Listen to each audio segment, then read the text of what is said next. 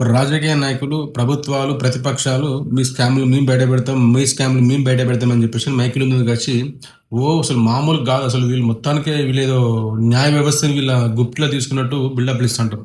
నాకు అర్థం కాని ఒకే ఒక విషయం ఏందంటే, ఈ రాజకీయ నాయకులు ప్రజా సేవకులు. పబ్లిక్‌కు సేవ చేయడానికి పబ్లిక్ వాళ్ళ ఓటు ద్వారా వాళ్ళని ఎన్నుకుంటారు. అది ప్రతిపక్షమైనా గాని, ప్రజాపక్షమైనా గాని. వీళ్ళేం చేస్తారు? వాళ్ళ సొంత ప్రయోజనాల కోసం మీ స్కామ్‌లు మేము బయటపెడతామంటారు. మీరు కూడా స్కామ్‌లు చేసి మేము బయటపెడతామని చెప్పేసి వీళ్ళంటారు. అసలు ఈ స్కామ్‌ల విషయం బయటపెట్టే విషయం నీకు నిజంగా ఒక ప్రజల మీద చిత్తశుద్ధి గనుక ఉంటే నువ్వెందుకు కోర్టుకెళ్ళట్లే? మైకుల ముందు ఎందుకు మాట్లాడుతున్నావు?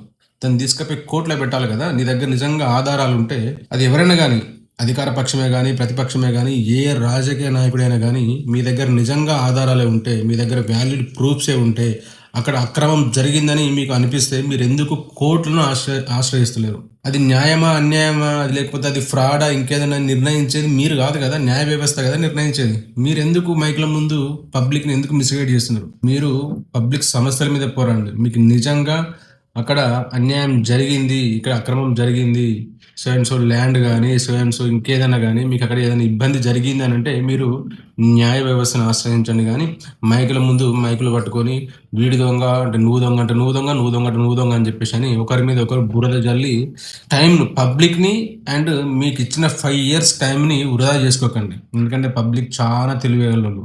ఈరోజు కాకపోతే రేపటి రోజున వాళ్ళు విజ్ఞతతో ఓటేస్తారు. ఆలోచించుకోండి.